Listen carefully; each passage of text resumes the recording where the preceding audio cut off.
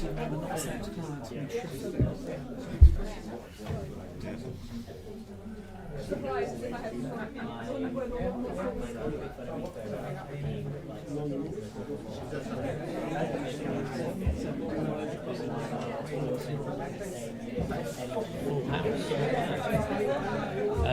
is that everyone from downstairs? Is that everyone from downstairs? Let me know when we're ready to rock.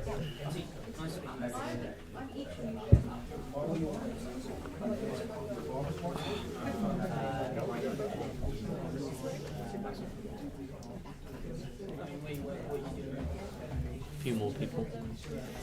I mean, it's all good. So let's start. Tom.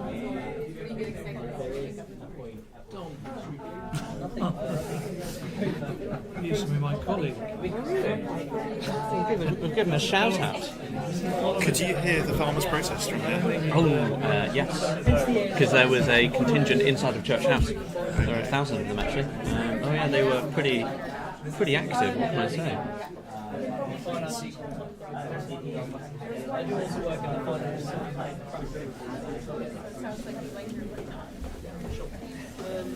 So how about this?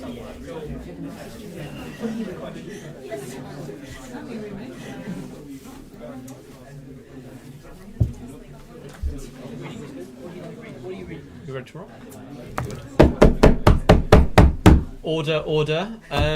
Hello everybody, welcome to the Adam Smith Institute. I'm delighted to have you all here and thank you for joining us. My name is Maxwell Marlow, I'm Director of Research and Education here at the Adam Smith Institute, and as you know, because you turned up, we're here to talk about non-doms today.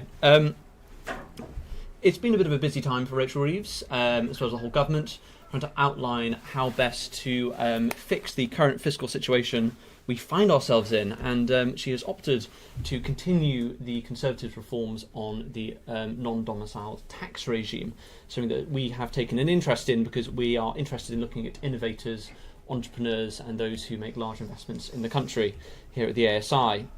Now, the Prime Minister outlined in his Rose Garden speech that those with the broadest shoulders should bear the largest burden, but our real issue with that is that you can only bear so much burden. Hence, we've undertaken some research, whether that is with our millionaires tracker, which you can see from the handout, where we found that the change in share of population of those who are millionaires will fall by 20% by 2028. We have also undertaken some work to look at the non-dom tax regime, where we've done some modelling, and we found that if 5,795 non-doms left, we'd lose 23,000 full-time equivalent jobs. We would see £6.5 billion lost in cumulative growth by 2035 and £500 million lost in investment per year. When we released that paper, I spoke to some friends in the city and they said the paper's great, but you've undershot the number. So we went back and we looked at what happens if 11,050 non-doms left. We would see 44,000 full-time equivalent jobs leave. We'd lose £1 billion a year in investment, and that would be a cumulative loss to overall growth of £111 billion by 2035. So these are quite stark numbers, and something that I think merits discussion. We think that non-doms are critical to the UK's economic future. They provide a growth-focused culture, which is not something you hear too much about from economic think tanks, but culture is very important. They also build innovative companies, and they have innumerable spillover effects. And that does, of course, include bundles of tax for the public sector. So, to discuss the future of the non-dom regime, as well as how high net worth individuals look at the UK now, I'm delighted to be joined by an excellent panel of experts. To my left is Tristan Honeyborne. Tristan is a private client lawyer with Farrer & Co, specialising in tax, trusts and succession. When he's not advising ultra-high net worth individuals, he's also busy being the Vice Chair of Research at the Society of Conservative Lawyers. To my right is Matthew Brooker, who is a Bloomberg Opinion Columnist, covering infrastructure and business, including the debate on non-doms. Before Bloomberg Opinion, Matthew has been editor for Bloomberg News and the South China Morning Post. And to my far left is Sophie Dworetzsky, who is a partner at Charles Russell Speechlys, an international law firm specialising in private capital, and specifically also non-dom tax efficiency for UK and offshore assets. She's an expert in residential and non-resident tax planning and is among Spear's top 10 tax advisors for 2019. So, I want to start off the panel with a question. What is the current state of the non-dom discourse in the UK and in Europe at large? Tristan, do you want to kick us off with that? So I'll go for the UK first. So state of discourse, you can all see this media coverage. People have got quite strong views on the announced changes, but of course also there's a big importance of raising more tax revenue. The Labour Party announced, I believe it was £22 billion black hole in the public finances, and in terms of the impact that the government's hoping that this is going to raise 2.1 billion. Whether or not that's the case, of course, I'm sure we can get into, and I know that your paper really looks at that. 2.1 billion, if it does happen, would be 10 times what they think they're going to raise by reducing the cap on agricultural property relief. Thinking about the protests that we've had outside in Westminster today from farmers, that gives you a scale of the importance of these non-dom changes. Because if you think of the issue in the round, there may not be any non-doms out on the streets protesting, but they're hoping that this is going to do 10 times more in terms of fiscal impacts than those changes to APR will. Where we are now, in some way, 2 or 3 months ago, people were getting very excited about this. I think now that we've had the budget, and Sophie, I don't know what you see, but now we've had the budget, non-doms are taking these changes on board and they're making decisions. Perhaps what we're seeing less of now is newspaper coverage, but in terms of the world of non-doms, current non-doms, and what they're doing, what they're thinking about, they're looking at their options. There are some who are emigrating from the UK. There are others who have decided to stay, but are thinking of ways to manage that new landscape. So perhaps we're not going to see a lot more about this in the national papers in the run-up to April when these changes come into effect. But that doesn't mean they're not having an impact that could be felt for years to come. I think that's right. I think from as far as the press, I might be wrong, is concerned, it's a done deal. The policy is set. There was much discussion before, and it's no longer interesting. I think actually quite the opposite is true for clients who were hoping that there would be some softening, and there's been some technical softening, but the thrust of the policy clearly hasn't changed. And now that it is a done deal, that's probably a Freudian slip. There is a clear focus on what do we actually do, and I think it's quite interesting. I'd say it's generated more activity post-budget, not just speculative, but to my surprise, actually, quite a few clients really bringing forward plans as to how long they'll be in the UK, to an extent I must say I hadn't predicted. So, yeah. Matthew, what are your thoughts? You're a journalist. You speak to I mean, I've looked at this really through the lens of how it's played out in the media. That's really what got me interested in the issue. I think, when you look at things from maybe I'm not as immersed in the data, I think, as you all are. But what might be useful is, just sort of explain how I look at it as a journalist. I mean, it's customary for us to kind of ask when somebody's telling us, who is this person who's speaking to me? Why are they telling me what they're telling us, and whose interests are they serving? And what really piqued my interest was how these seem kind of coordinated front pages appeared. I don't know, it was a month or two ago, from this report by this group called Foreign Investors for Britain. Basically predicting that the abolition of the non-dom regime was going to cost the public money. I think it was £1 billion pounds. Contrary to the government's predictions of how much it was going to raise. It just kind of struck me. It made me feel sceptical because, for one thing, this group, had been set up kind of very recently. Foreign investors for Britain, everyone loves foreign investors. It's a sort of motherhood and apple pie thing, right? Foreign investors are always good. They bring jobs, they make us wealthier, and so on. If you'd called it tax advisors for Britain or high net worth individuals for Britain, it might not have gone down so well. So that's kind of got me kind of looking at it, and the Oxford economics report that their predictions were based on just struck me as being not particularly rigorous, and the proposal to get rid of the non-dom regime completely was based largely, as I understand it, on this study by Warwick University, and having read through that just seemed much more rigorous and solid to me. So that was the basis of my scepticism at the way this was playing out in the public arena. That said, I'm open-minded about it. I'm prepared to be convinced that I may be wrong, and certainly I would say anecdotally the response has been very strong. I'm probably in a minority among my colleagues, actually. I've heard of people going to events like this where people were asked, so who's considering leaving? And literally, like, every hand in the room went up. So clearly, there are issues there, and I'm sure some people will leave. The one thing I think you can say with certainty is that nobody actually knows for sure how many people are going to leave, and what what this measure is actually going to bring in or cost. You've put a figure of what 6.5 billion cost the economy over what period was that? And up to 2035 as a cumulative cost. Right. I mean, I noticed that the OBR said it would bring in 12.7 billion by 2027, and I mean, I think everyone's just sticking a finger in the air and feeling the wind. I mean, there's high uncertainty around that figure, but they're supposed to be impartial, right? And, they've looked at both sides, and they haven't said nothing. They haven't said it's actually going to cost money. So I think it's just we don't know, right? Can I just pick up on something about the OBR?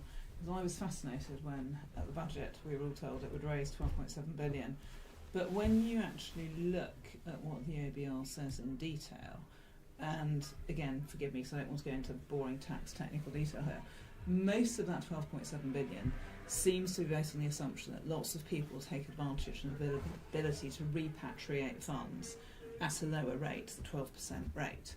Now, that's one heck of an assumption, and the OBR notes that this is based on that assumption, and it is impossible to say that the base of non-doms who may take advantage of that will indeed statically remain in the UK, which strikes me as a big red waving caveat. So I think whilst, yes, the OBR says that, it says it on a hypothetical analysis which doesn't take into account behavioural factors. I'm certainly not an economist, but you cannot assume that what is by definition an internationally mobile group of people will take advantage of an ability to repatriate funds. And as I've discovered talking to clients, the only people who repatriate funds are those who don't already have lots of offshore monies arising to them going forward. In other words, it's only those who aren't as wealthy as some others who will take advantage of that facility, and that's a subtlety that's not really taken account of in the analysis. Yeah, and just to add on that, when the OBR gave its statement at the same time, the same day or the day after the budget, they were also very clear that they were assuming, I can't remember the percentage, but I think it was something like 5 or 10% of non-doms are going to leave. But within that, they were assuming that non-doms, say a non-dom earning 50,000 a year would be as likely to go as a non-dom earning £1 million a year. But for reasons like that, what we might see is that the people who tend to go are those at the upper end of the scale, because we're asking them to pay a lot more tax moving forwards. Just on the international aspects of that first question. So we're removing our non-dom regime. We're also in a world which is very internationally tax competitive, and there are a number of jurisdictions out there. Italy is a very prominent example, which in recent years have actually introduced a non-dom tax regime, or what's essentially a non-dom tax regime. Switzerland has very favourable arrangements called forfait regimes that in character look quite like our old non-dom regime did. And then there are also no-tax jurisdictions like Dubai, Singapore, Hong Kong, those are the people that we're competing against. And although I'm not aware of any specific coverage in those jurisdictions saying, oh, look, Britain's changing its regime, that's the wider international context that a lot of that fits into. I was at a conference in Washington, D.C. last week, and met someone who had a role in a previous administration, and I asked them what they thought the UK's problems were, and they said, well, the problem is we innovate and you regulate. And it just had me wondering whether what we're seeing in some of these changes, it's very much open for discussion, is how the extent to which we're just we're making facilities that in the long term are going to really attract people and be innovative. I mean, I should say, nothing that I'm saying should be taken as saying I think the regime we have currently is perfect and should be set in stone. There are many things about the non-dom regime that are profoundly irrational, not least the concept of domicile, that can be updated and modernised. You can always improve. I don't think we've done anything like improving here. We've said we should tie tax to residents. Absolutely, that's rational. But then what we've done is throw away an opportunity to make money and to make ourselves internationally competitive, and I'm genuinely baffled. Try to come back on that, or you? Yeah, I mean, whether what Labour is doing is correct or not, I don't know. I certainly think that the non-dom regime is completely irrational. I mean, it's an anachronism. It should be replaced with something else and something better. I mean, again, just sort of going back to foreign investors for Britain, which made such a noise about this and got such play across the British media. I mean, it's just the irony of calling it foreign investors. I mean, this is a regime that explicitly doesn't incentivise foreign investment in Britain. They're basically saying to people, come and live here. We'll give you a tax break to invest anywhere around the world, except in Britain. I mean, I absolutely agree, and I think, to be fair to foreign investors to Britain, what I answered they were saying was, yes, we should change the regime, but we should change it in a way that makes us internationally competitive. right. And I mean, clearly, having a regime that discourages onshore investment is irrational. There are many things that should be updated.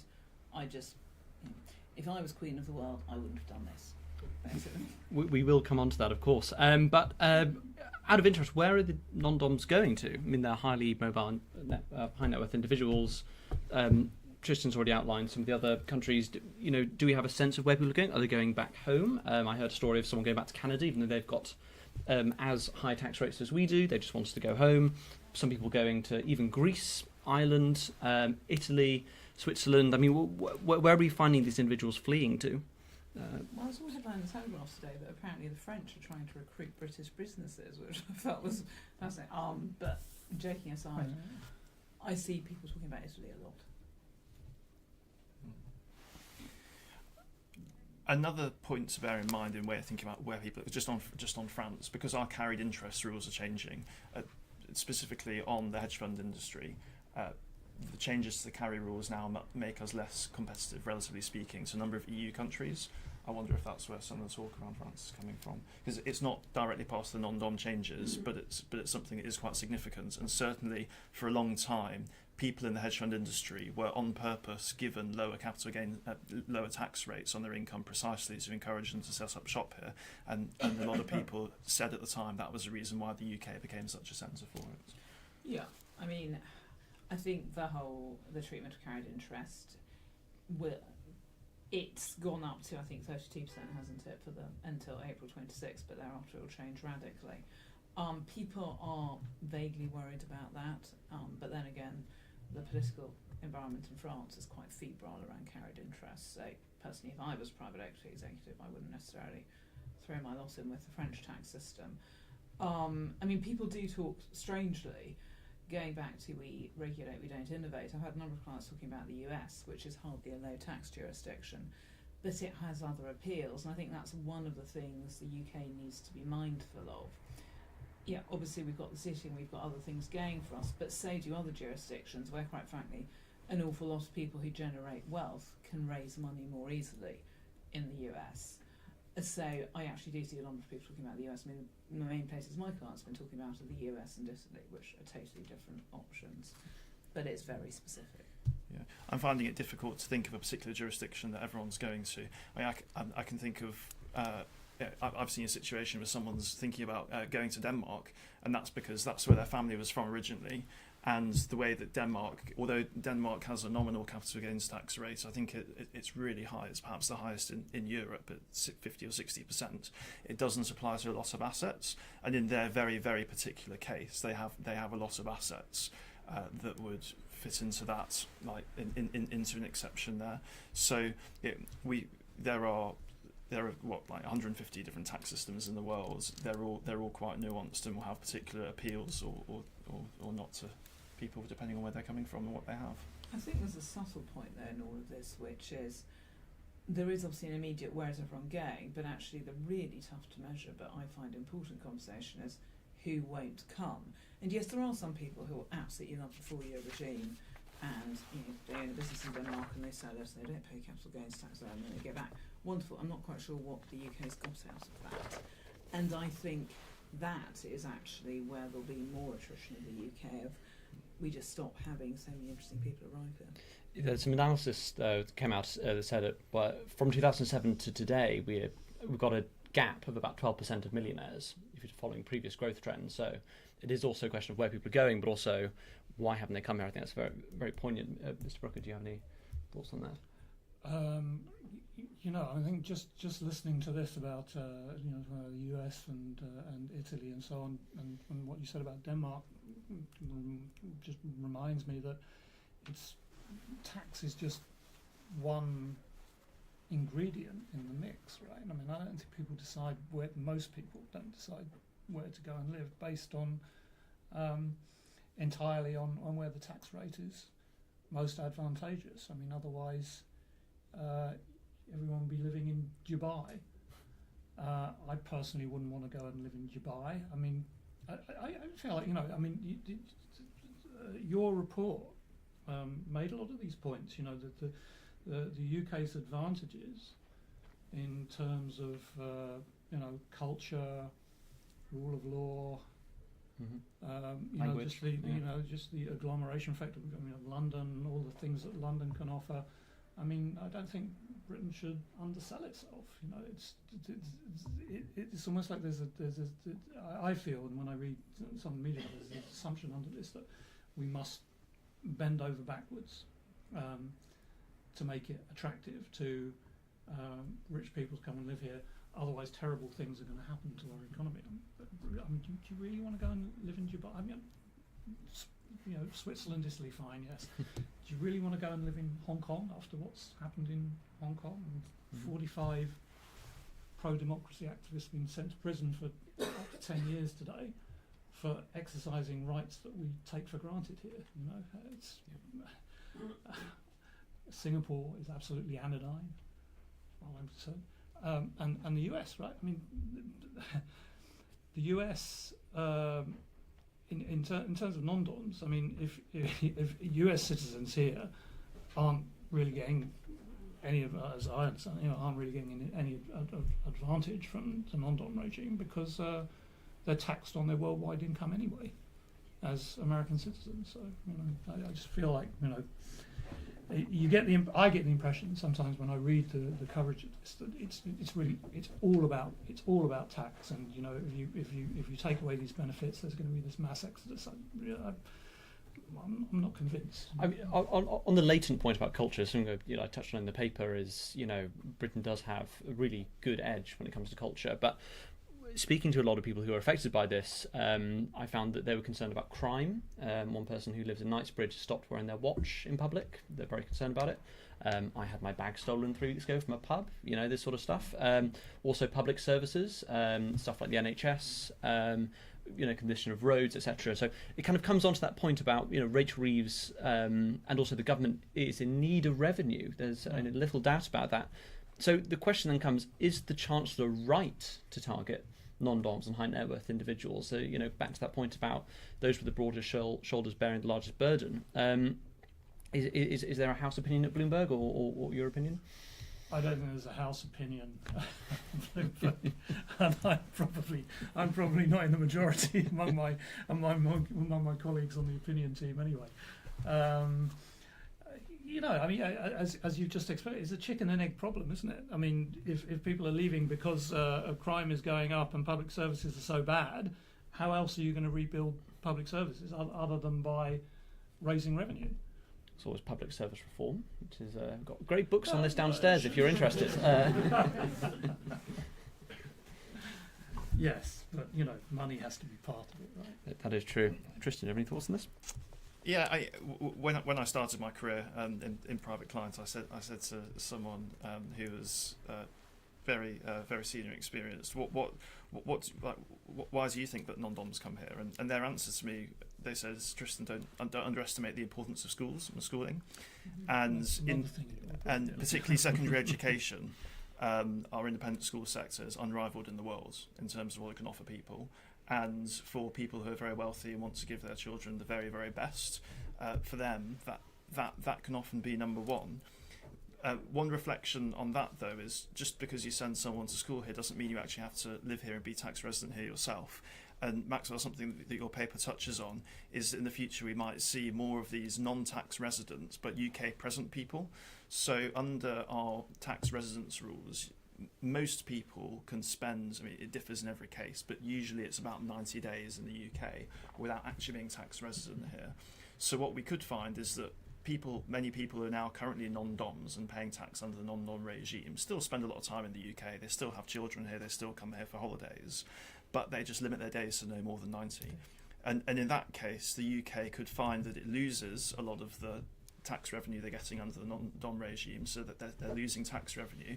But in terms of the basic moral feeling or justice, the feeling that we have that if people spend time here, they should be paying UK tax, well, that criterion isn't really ticked because they're spending up to 90 days a year here, but they're still not paying tax.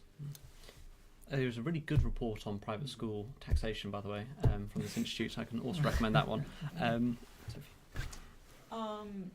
Sorry, in terms of the general appeal of the UK. I mean, listen, I agree. Obviously, you don't want to sell yourself as a low tax jurisdiction, nothing else, and we shouldn't underestimate the appeal of the UK. But I do think there is a general feel that it's not what it was. And it's quite hard to unpick all of it, because I agree there's a massive cultural appeal to London. But actually, if people with money to support opera and the arts and everything else start slowly drifting away, then that becomes less interesting. And it's almost like the COVID effect when everything's shut down. But it's not the same, but slowly things will become less exciting. And we all know that you're attracted to places where there's a bunch of exciting people and exciting stuff happening.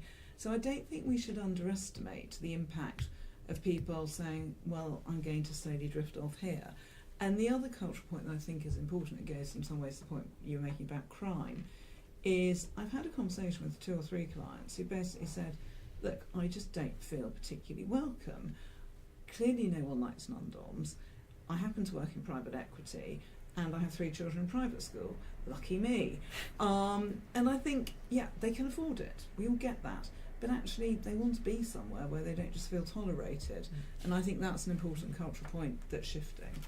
And I think we should be mindful of that.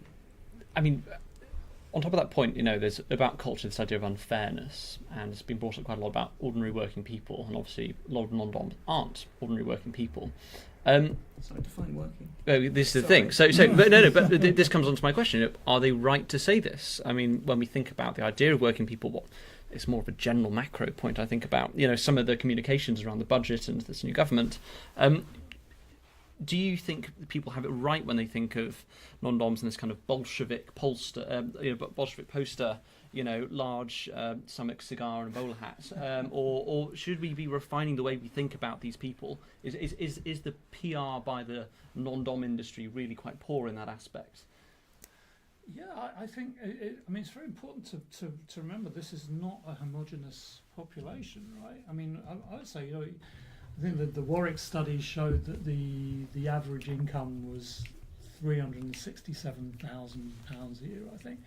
I mean, you know, if you're here and you're on a salary and you're earning that, you're already paying like 45% top tax rate.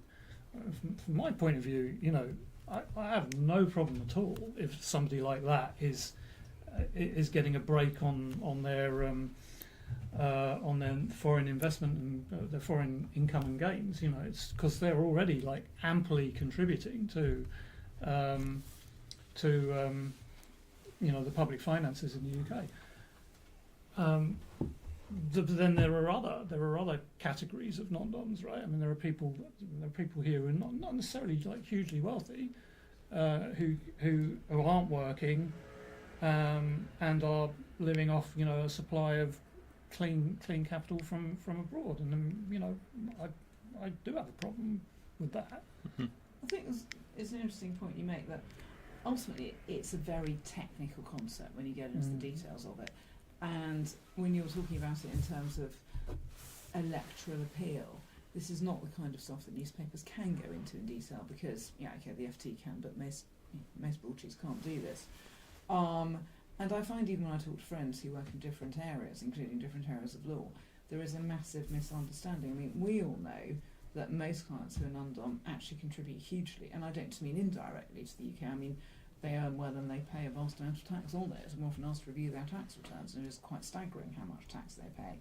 And the discourse is generally these weird, shady people who just aren't contributing. And I do agree there is a sort of image issue there. It'd be interesting to know what people think about how you address it. Yeah. On working people, in terms of how that's defined, well, I think if it's just simply people who work, then of course there are tens of thousands of non-doms who do work very hard, and including amongst well-paid non-doms, they work crazy hours, weekends, don't get holidays, and there can be conversation about that. But I think then, when asked to clarify exactly what we talk about when we mean working people, we were told it's a person's a working person if they can't just write themselves a cheque to get out of a problem. And there probably aren't many high-paying, probably aren't that many people who claim the remittance basis and who are non-doms who can't in some way find themselves out in a hole if, I don't know, they're unwell or have a particular problem. But then if you cast the definition of that narrowly, I suppose lots of people in the UK who are UK DOMs end up in that trap as well, and the class of working people is quite narrow. Something that I've always something that's been a bit of an area of interest for me for a while is that you can have a non-UK person set up a UK business, even through a UK company, and be in a materially better tax position than a UK resident person. So the company might pay corporation tax, but dividends coming out of that company to your non-UK resident taxpayer can be very limited. And I wonder if there in our tax system there's a problem, because you could have a UK person working just as hard in their UK business, providing UK services, working just as hard as the non-UK person, and yet you end up with the UK resident person paying much more tax purely because they've chosen to live here and have chosen to live where they're actually providing those services. That's something that may be a bit difficult with the definition of working person, because there are people getting something out of the UK economy in that situation where they're not really putting in what they get back. Just a thought. So the regime's going, and there's a very complicated new replacement. Do you think there are any appealing alternative mechanisms that could appeal to all parties, really? So we have, as Tristan mentioned, I mentioned my paper, the Swiss forfeit system. We've got the Foreign Investor of Britain version, the TTR, the tiered taxation regime. Do you think that, or we could go for the Italian version, which builds very heavily on the TTR, and something we also recommend at £150,000 as a flat fee? Do you think that we can square this circle, or we just going to have to revert back to, or is it a very complicated system, even though we're doing away with an ancient concept, that being domicile? Well, I mean, I personally think, as I've said, this is a missed opportunity. Yes, the non-dom whole concept should be modernised, and that is an opportunity that's being taken, and tying it to residence is rational. I don't understand the basis of the 4-year regime. I don't understand not charging for it and making it longer term to actually be internationally competitive. Having said that, the options available have certainly been raised with the current administration. In their own wisdom, they have chosen not to pursue that. Now, what will be interesting is whether in 5 years' time that remains the case. And I think the proof of the pudding is in the eating. It will be very interesting to watch and see if there are subtle changes to 4 years that might become longer and that might not be free anymore. I think. Yeah, I mean, I don't have a strong opinion on that. I haven't thought of.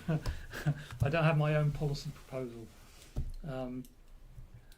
I'm kind of, interested to know something we haven't talked about yet is inheritance tax, and in the research I did, that did seem to be a particular sticking point, a particular problem.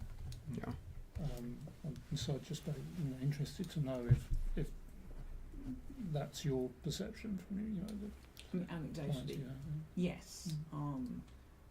It would say, just as a brief recap, under the current proposals, after someone has been resident for 10 tax years, their worldwide estate will be subject to inheritance tax.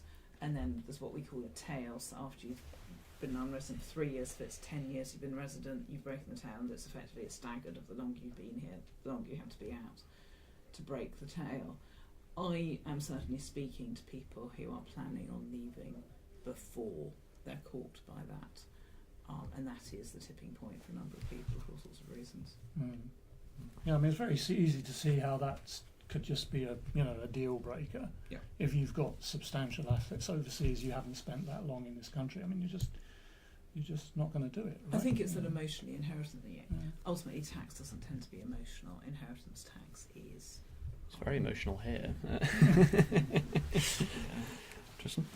I'm not sure if there's I'm not going to point at a particular regime and say, oh yes, that's what we should be going off and be doing. But when approaching this question, I think it's important to bear in mind that there are three aspects to designing the perfect regime. First of all, is you want it to be tax maximising, balanced with maximising economic growth. And there's a policy argument between if you have a system that improves economic growth but doesn't bring as much tax, which you go for. But basic point is you want it to be growing something. Second, I'm going to talk about clarity, transparency, and how the rules are easy to understand. One issue that we have a lot of with the current regime is the rules are very unclear. No one's sure on a lot of points, and you have hundreds of HMRC kind of tax compliance agents who spend their working lives with lawyers often on the other side, trying to navigate their way through these complex rules and particular cases. It would be great if we could have a regime that people could actually understand a bit better and that would be easier to apply in practice. And then third, the moral aspects of all of this, which is often the language that's used is very emotive, and particularly in the political arena. And you need to try. I find it's quite helpful to try and separate comments about tax maximisation or clarity of the rules from the moral side of it, because it's easy to conflate them. And I think once you do, it's really hard to talk about whether or not they're a good thing. I was just going to mention we were talking about the inheritance tax. Something which was interesting to see in the announced proposals is that domicile is still going to be relevant for inheritance tax purposes if you're domiciled in India or Pakistan, because our tax treaties with those two countries actually use domicile as a basis for taxation, and the announcement said that's not going to change. So, something that I have seen in practice is that people are incredibly sensitive to inheritance tax for all those kind of emotional reasons. People often think of things, and many countries in the world don't charge it as well. So it's something that many people see as being quite specific and bespoke to Europe and to a lesser extent the US. Fantastic, thank you, Tristan. I'm going to turn to you, the audience, for 10 minutes of Q&A. So I'll take them in batches, I'll write them down and read them out again. So if I come to you, please state your name and where you come from. What's your organisation? Yes, sir, at the back. Hi, good evening. I'm from Ireland. I'm rather confused that the gentleman on your right doesn't appreciate that the success of the Irish economy is primarily due to our much superior education system over England, our much superior rugby team, and also the corporation tax of 12.5%. Also, I was lucky enough to be at an Anglo-Swedish ball on Saturday night, and an awful lot of younger Swedes are going back to Sweden because Sweden, like any sensible country, does not have inheritance tax. Is there a question in there that I can? Yes. The question is why do you ignore or fail to appreciate the importance of Ireland in this equation. Panel, are we ignoring Ireland? Mr. Brooker. I hadn't thought about Ireland. I mean, I don't think everybody. Sorry, yes, I have ignored Ireland. Yeah. Don't mention the rugby, please. My understanding, saying this with a strong caveat that I'm not an Irish lawyer, a qualified lawyer, but my understanding is at the moment Ireland's non-dom tax regime is actually quite similar to ours. So it will be interesting to see whether Ireland changes its regime as a result of what we're doing, because often the UK and Ireland do tend to mirror each other a little bit in terms of their tax policy. But perhaps that's something to watch. Or maybe they'll keep us and find that there is an influx of people to Ireland. Yes. I'm Hannah, I'm from King's College London. If the abolition of the non-dom scheme does see the sort of wealth drainage that's projected in the report, do you think there's a possibility that the policy will be reversed and we'll see either a similar scheme or the remnants of the scheme be introduced? Okay, so for the panel, is Rachel Reeves one for turning if this fails to? Of course, I think of course it will. Yeah, if it doesn't work, it will get changed. I think that's and I mean worth mentioning. I mean the history of wealth taxes has not been. I mean I know this is not exactly a wealth tax, but there are similarities, right? I mean they have not been successful, right? I mean France's attempt with that was disastrous, got rolled back. I mean, you in your report cited the Denmark experiment, and I think that's what happens, right? I mean, you're not going to keep shooting yourself in the foot once it's become clear that you are shooting yourself in the foot. I think whether the policy works or not is still very uncertain. Yeah. Picking up on that, whether Rachel Reeves is returning, I think who the heck knows, but if the policy transpires to be totally unsuccessful, which I suspect it will be in terms of making Britain only richer or raising money, this government's got 5 years. Who's to say what will happen next? And a rational analysis, and I have no views on who might carry that out, will always lead to a change of policy if it's not working. I mean, the one thing when you work in tax is the only constant is change. So, yes, I fully anticipate there'll be change, probably in the medium term. One difficulty of this is that we're not going to know the full financial impact for a number of years.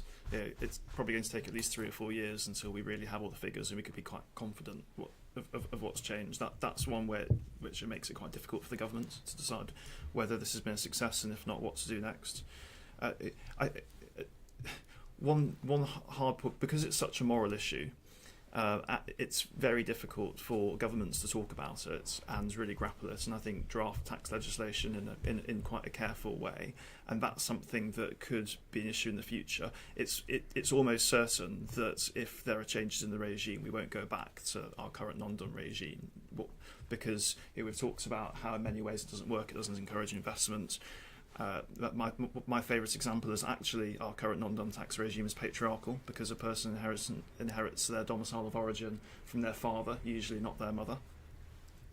So whatever comes in, it's going to probably look quite different from what we currently have, if anything changes. Yes, sir. Alexander, working at the Bank of England, asking in my personal capacity, and I'll admit I haven't read the report. I'm quite interested how you went about thinking about the employment attached to these non-doms. Mm-hmm. How many of these people are employing, and how you model that, or from your own experience working with them, what you hear from that front? On the point directly, so we used a static tax model and looked at the average consumption consumption by non-dom individuals. So I believe it's about stuff like 16% for transport, 11% for real estate, 7% for culture, etc., etc. Then we basically took the numbers we deemed that would be leaving. So that's kind of a high estimate of the Denmark area, of the Denmark example, and then essentially fed it through our model, and then we ended up with the 23,000 full-time equivalent lost jobs. That is due to this was pre-national insurance rise, so that could go up. Who knows? But that was kind of our general assumption. Any other thoughts on consumption within the British economy? So was that effective? Just so I can understand the question, it's saying how can you tell that a loss of non-doms will have a knock-on effect on jobs? I mean, yeah, I can't comment on the sort of basis for the analysis, but just on an anecdotal basis, it is quite clear that a number of the larger non-dom clients one speaks to, they obviously are responsible for employing a number of individuals. You can say they have businesses here, they create them and they employ them. Yes, I have every confidence if those people leave, they won't keep the business here, and I cannot comment on those specific numbers. So. I mean, another factor that complicates it is family members. So you might have, let's say you've got a family, and when one person, for whatever reason, has been claiming the remittance basis, and that's why they've been flagged to HMRC as a non-dom, they might be part of an extended family of 6, 7, 8 people. Maybe they've been here and had children. Those children aren't non-domiciles, but they might be working. They might be impacting the economy. They might have chosen to build lives here. And so that's another element, just the kind of personal family element, which is so hard to predict. Any other questions from the audience? Yes, sir. I'm sorry, Raphael. I work at Beehive News. You talked about other reasons why people choose a country, not just tax, right? I'm just looking through the list here of changing share of population who are millionaires. And the countries on the top, they're quite not obvious. Yeah. Like Kazakhstan, Russia, Brazil, quite politically unstable, etc. So what are the reasons, are you looking to the reasons why those people would be going there? So when looking at that analysis, we looked at a kind of broad definition of millionaires. So that includes property, that includes stuff like pensions. When we talk about liquid millionaires, which is more used by people like Henley and Partners and New World Wealth, Andrew Mollis, who I have worked with previously, he looks at purely liquid versions, so what you can carry around with you and easily liquidate. That doesn't include real estate, for example.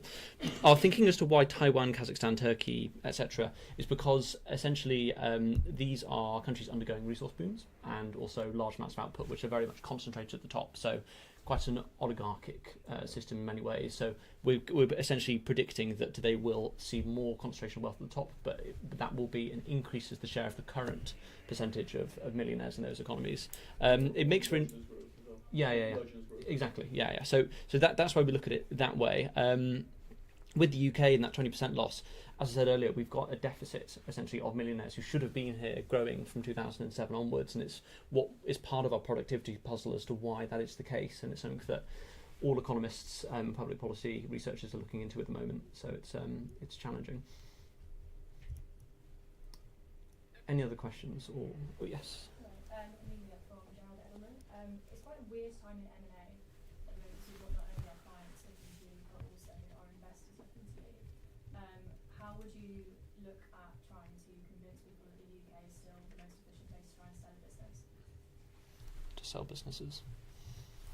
It's great if you can do the full year regime. I mean, it depends on what basis you're looking at. I mean, you're looking at it from the business basis or the individual basis? Well, from the individual basis. It depends on your status.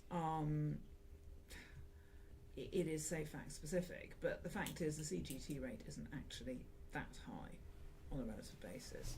Although it's gone up, there are a lot of reliefs, but it is very hard to answer in a global sense.